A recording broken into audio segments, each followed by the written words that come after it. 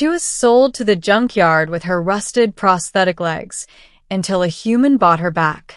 The clang of metal echoed through the scrapyard as a battered cargo drone dropped another heap of rusted machinery onto the mountains of twisted steel.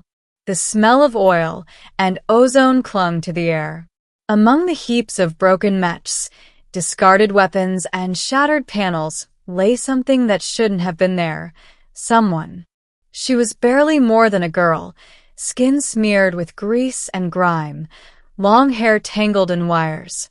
But what caught the eye immediately were her legs, or rather, what was left of them. Her prosthetics, once elegant chrome extensions designed for speed and grace, were corroded with rust, their servos whirring weakly as she tried to shift her weight. The junkyard master had already listed her as salvage, another broken piece of tech not worth the effort to repair. No one came to buy discarded cyborgs. No one except him. Won the auction. Elias Carver was not supposed to be here. He was a mechanic, not a buyer. He had come to the edge of the industrial district to scavenge parts for a broken cargo hauler in his workshop. But when he heard the auctioneer call out, Lot 77, partial bionic unit, non-functional, minimal value, curiosity dragged his eyes toward the stage. And there she was, struggling to stand as the guards shoved her forward. Her legs trembled, failing to support her. She crashed to the floor with a metallic clatter, earning laughter from the crowd. "She's just scrap," muttered a traitor beside him. "Should melt her down." But Elias's gaze lingered. Not because of her prosthetics, not even because of her face beneath the grease, but because of her eyes. They weren't empty. They weren't broken.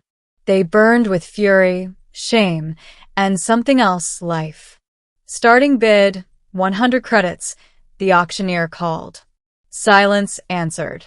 90. No hands rose. 80. Elias didn't realize his hand was in the air until the words left his mouth. 100. The crowd chuckled. "Idiot mechanic," someone whispered. But no one else bid. Moments later, the gavel slammed down. Lot 77 sold. 2. The workshop. Her name was Kayla. She didn't thank him when he brought her to his workshop. She didn't speak at all. She sat in silence, glaring at him as he tried to clean her prosthetics. "You're not scrap," Elias said softly, adjusting a rusted servo joint. "You just need repairs." Her voice, when it finally came, was ragged but firm. "You should have left me." "I don't leave people in junkyards," he replied. "I'm not a person. I'm half machine, and not even good at that anymore." Elias looked at her then, really looked. She was young, maybe 20 at most. The skin along her thighs bore the surgical scars where her legs had been replaced. He could imagine the story without asking. War, accident, abandonment. She had been built for something once. Someone had thrown her away when she broke. "Well," Elias said, picking up his soldering tool. "Lucky for you, I fix broken things." 3. Rust and fire. The repairs weren't easy. Her prosthetics were a model he hadn't seen in years, their design half forgotten, half experimental. He scavenged rare alloys, rewired circuits by hand, and even forged missing parts in his workshop furnace. Kayla resisted at first. She refused food, refused conversation, even refused to let him adjust her legs until sheer pain forced her compliance. But slowly, stubbornly, Elias wore her down, not with force, but with patience. "You ever think maybe I don't want to be fixed?" she snapped one night as he adjusted her knee servo. "You ever think maybe I don't care what you want?" he said. "You're alive, and that means you get a second chance, whether you believe it or not." For the first time, she laughed, a short, bitter laugh. "You're insane."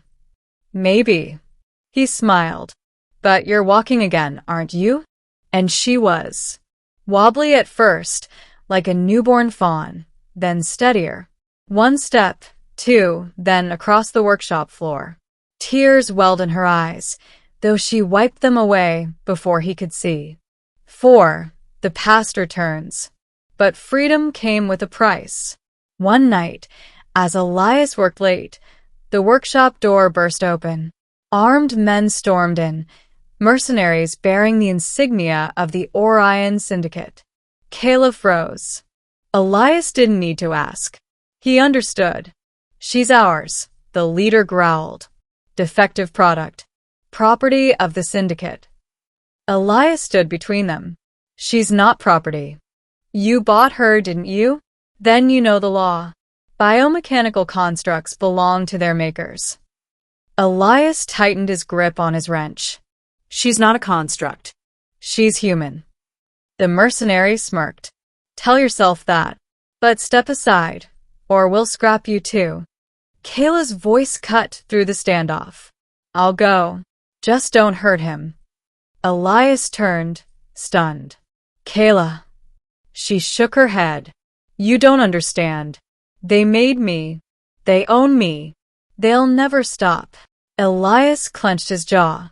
He had pulled many broken machines out of junkyards, but Kayla wasn't a machine. She was fire hidden under rust. And he refused to see her thrown away again. He raised his wrench. Then they'll have to go through me. 5. The breakout. The fight was brutal. Elias wasn't a soldier, but he was a mechanic who knew how to use tools as weapons. A welding torch burned one mercenary's arm. A power drill became a makeshift blaster. And Kayla, though unsteady, kicked out with her repaired legs, metal striking metal, sending one man sprawling. They barely escaped, sprinting into the night, alarms blaring behind them. Breathless, they collapsed in an abandoned alley. Kayla stared at her hands, trembling. You shouldn't have done that, she whispered. Yeah. Elias panted. Probably not. She turned to him, eyes shining. Why? Why risk yourself for me? Elias hesitated. He didn't have a grand reason. Just the truth. Because you're worth saving. 6. Reforged.